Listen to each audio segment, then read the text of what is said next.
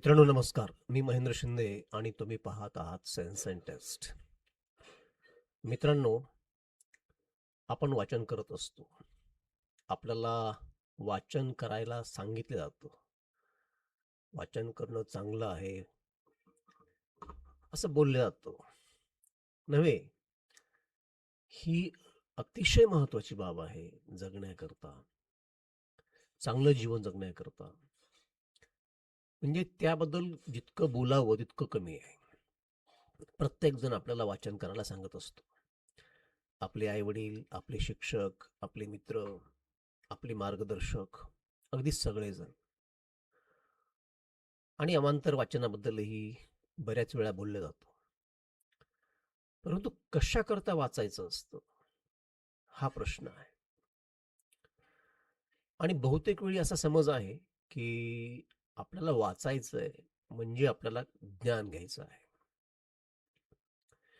ते आपल्या अभ्यासाची पुस्तकं असतील, धार्मिक पुस्तकं असतील, आध्यात्मिक पुस्तकं असतील, सामाजिक राजकीय विषयावर पुस्तकं असतील, बाकी काही कला आहेत, चित्रपट आहे, पेंटिंग आहे, वगैरे, वगैरे. जगामध्ये अनंत विषय आहेत आणि अनंत विषयावरची पुस्तकं आपल्याकडे आहेत. आणि हे वाचत असताना आपण कुठल्या ना कुठल्या विषयाचं ज्ञान घेत असतो. किंबहुना घ्यावं अशी अपेक्षा असते. आणि ते 100% वेळा खरं आहे. अगदी खरं आहे. आपण काही ना काही घेण्याकरता, काही ना काही शिकण्याकरता आपण पुस्तकं वाचत असतो. परंतु जेव्हा आपण साहित्य वाचत असतो, म्हणजे कुठल्याही भाषेतलं असो, म्हणजे कथा, कादंबरी, कविता, नाटक, अगदी प्रवास वर्णन, चरित्र, आत्मचरित्र, काहीही. तर हे वाचत असताना आपण केवळ काही घ्यायचं आहे, काही शिकायचं आहे म्हणून वाचू नये. हा एक गैरसमज आहे.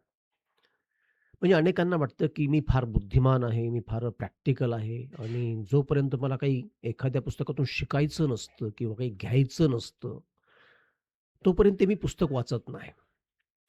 तर हा शुद्ध अडाणीपणा आहे. प्रत्येक वेळा आणि विशेषतः जेव्हा आपण साहित्य वाचत असतो एखाद्या भाषेतलं, तेव्हा आपण काहीतरी घ्यायलाच पाहिजे, आपण काहीतरी शिकायलाच पाहिजे, किंबहुना सगळीच पुस्तकं काहीतरी शिकवण्यासाठीच असतात, असं नव्हे. हे मी तुम्हाला थोडंसं स्पष्ट करून सांगेल. साहित्य ही 5 फाईन आर्ट्सपैकी एक कला आहे. ज्यामध्ये संगीत आहे, नृत्य आहे, शिल्पकला आहे, डान्स आहे आणि साहित्य आहे. आणि सर्व कलांचा प्रमुख हेतू आनंद देणे हाच आहे. जसा म्युझिकचा, जसा स्कल्पचरचा म्हणजे शिल्पकलेचा, जसा नृत्याचा, तसाच साहित्याचा सुद्धा. म्हणजे प्रायमरी उद्देश, प्राथमिक उद्देश, अगदी पहिला उद्देश कुठल्याही कलांचा माणसाला आनंद देणे हाच आहे. तसाच तो साहित्याचाही आहे. म्हणजे एखादं पुस्तक किंवा एखादी कथा किंवा एखादी कविता जर ती वाचकाला आनंद देत नसेल, तर ती कविता म्हणून किंवा ती कथा म्हणून अपयशी आहे, हे अगदी समजून चला. हे 100% खरं आहे. मग तुम्ही म्हणाल, की केवळ हाच म्हणजे केवळ हाच निकष आहे का? केवळ हीच बाब आहे का? तर तत्वतः जर पाहिलं तर केवळ हीच बाब आहे.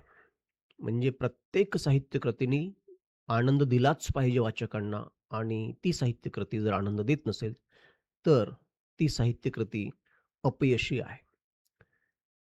अर्थात दुसरेही उद्देश असतात, संभवतात.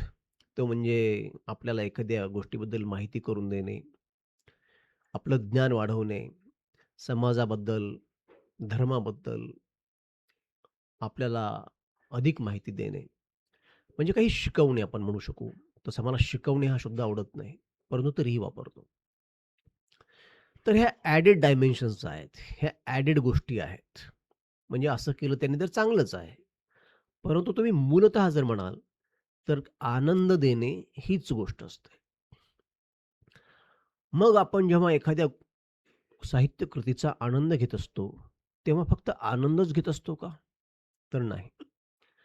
तर आपल्यामध्ये एक विशिष्ट प्रकारची डिसिप्लिन तयार होत असते आणि आपलं माइंड जे आहे, ते अनेक तऱ्हांनी एक्सपांड होण्याची, ग्रो होण्याची शक्यता असते. आपण जर पाहिलं, की जी माणसं खूप वाचन करतात, त्यांच्याकडे केवळ ज्ञानच नसतं, तर त्यांची मनही विशाल झालेली असतात, त्यांची संवेदनशीलता वाढलेली असते. ते अधिक चांगल्या प्रकारे विचार करू शकतात. एखाद्या गोष्टीबद्दल विचार करत असताना अधिक पर्स्पेक्टिव्हज त्यांच्याकडे असतात. तर हे सगळं घडत असतं. त्यामुळे ज्याला कोणाला वाटतं, की पुस्तक वाचायचं एखादं म्हणजे केवळ ज्ञान मिळवण्याकरता किंवा काहीतरी माहिती घेण्याकरता, तर ते तसं नव्हे. हा अतिशय संकुचित असा दृष्टिकोन आहे, असं मला वाटतं. आणि प्रॅक्टिकली जरी आपण पाहिलं, मी आत्ता सांगितल्याप्रमाणे, की जी माणसं वाचतात, खूप वाचन करतात, त्यामध्ये आपल्याला इतरही अनेक गोष्टी त्यांच्यामध्ये दिसतात आपल्याला.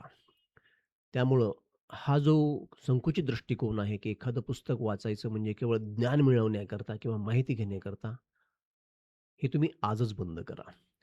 हा विचारच काढून टाका.